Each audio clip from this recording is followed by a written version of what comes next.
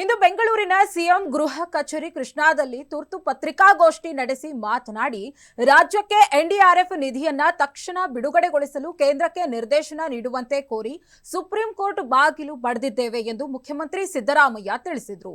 ನಾವು ಒಕ್ಕೂಟ ವ್ಯವಸ್ಥೆಯಲ್ಲಿ ಇದ್ದೇವೆ. ರಾಜ್ಯದಲ್ಲಿ 240 ತಾಲೂಕುಗಳಲ್ಲಿ 223 ತಾಲೂಕುಗಳನ್ನು ಬರಗಾಲ ಅಂತ ಘೋಷಿಸಿದ್ದೇವೆ. 4 ಬಾರಿ ಮೌಲ್ಯಮಾಪನ ಮಾಡಿದ್ದೇವೆ. 48 ಲಕ್ಷ ಹೆಕ್ಟೇರ್ ಪ್ರದೇಶದಲ್ಲಿ ಕೃಷಿ ಬೆಳೆ ನಷ್ಟ ಆಗಿದೆ. 3 ಬಾರಿ ಸತತವಾಗಿ ಕೇಂದ್ರಕ್ಕೆ ಮನವಿ ಪತ್ರ ಬರೆದೆವು. ಇದುವರೆಗೂ ಕೇಂದ್ರ ಸರ್ಕಾರ ರಾಜ್ಯದ ಪಾಲಿನಲ್ಲಿ ನಯಾ ಪೈಸೆಯನ್ನು ಕೊಟ್ಟಿಲ್ಲ ಎಂದರು.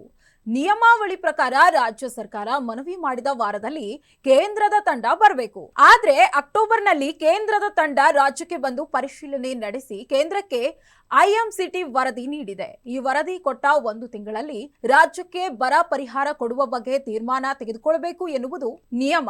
ಆದ್ರೆ ಇದುವರೆಗೂ ಕೇಂದ್ರ ರಾಜ್ಯದ ಜನರಿಗೆ ಸ್ಪಂದಿಸಿಲ್ಲ ಎಂದು ಎನ್ಡಿಆರ್ಎಫ್ ನಿಯಮಾವಳಿಗಳನ್ನ ಮಾಧ್ಯಮಗಳ ಎದುರಿಗೆ ಸಿಎಂ ಸಿದ್ದು ಓದಿದ್ರು. ನಾನು ಮತ್ತು ಕೃಷ್ಣ ಬೈರೇಗೌಡ ಅವರು ಮತ್ತೆ ದೆಹಲಿಗೆ ಹೋಗಿ ಪ್ರಧಾನಮಂತ್ರಿಗಳಿಗೆ ಭೇಟಿ ಮಾಡಿ ಮನವಿ ಮಾಡಿದ್ವಿ. ನಂತರ ಡಿಸೆಂಬರ್ 20ರಂದು ಕೇಂದ್ರ ಗೃಹ ಸಚಿವ ಅಮಿತ್ ಶಾ ಅವರನ್ನ ಭೇಟಿ ಮಾಡಿ ಮನವಿ ಮಾಡಿದ್ವಿ. ಆದರೂ ನಮಗೆ ಪರಿಹಾರ ಕೊಡ್ಲಿಲ್ಲ. ಇವತ್ತು ಕೊಡ್ತಾರೆ, ನಾಳೆ ಕೊಡ್ತಾರೆ, ಇವತ್ತು ಬರುತ್ತೆ, ನಾಳೆ ಬರುತ್ತೆ ಅಂತ 5 ತಿಂಗಳು ಕಾದಾಯ್ತು. ನಮಗೆ ಬೇರೆ ಮಾರ್ಗ ಇರಲಿಲ್ಲ. ನಮಗೆ ಕಾನೂನು ಮೊರೆ ಹೋಗುವುದು ಇಷ್ಟ ಇರಲಿಲ್ಲ. ಆದರೆ ನಾವು ಕಾನೂನು ಮೊರೆ ಹೋಗುವ ಅನಿವಾರ್ಯತೆಯನ್ನ ಕೇಂದ್ರ ಸೃಷ್ಟಿಸಿದೆ ಎಂದರು. ಕಂದಾಯ ಸಚಿವ ಕೃಷ್ಣ ಬೈರೇಗೌಡ ಅವರು ಈ ಸಂದರ್ಭದಲ್ಲಿ ಉಪಸ್ಥಿತರಿದ್ದು, ಕೇಂದ್ರದಿಂದ ಎನ್ಡಿಆರ್ಎಫ್ ಪರಿಹಾರ ಪಡೆಯಲು ಇದುವರೆಗೂ ರಾಜ್ಯ ಸರ್ಕಾರ ಮಾಡಿದ ಸಕಲ ಪ್ರಯತ್ನಗಳನ್ನ ವಿವರಿಸಿದರು.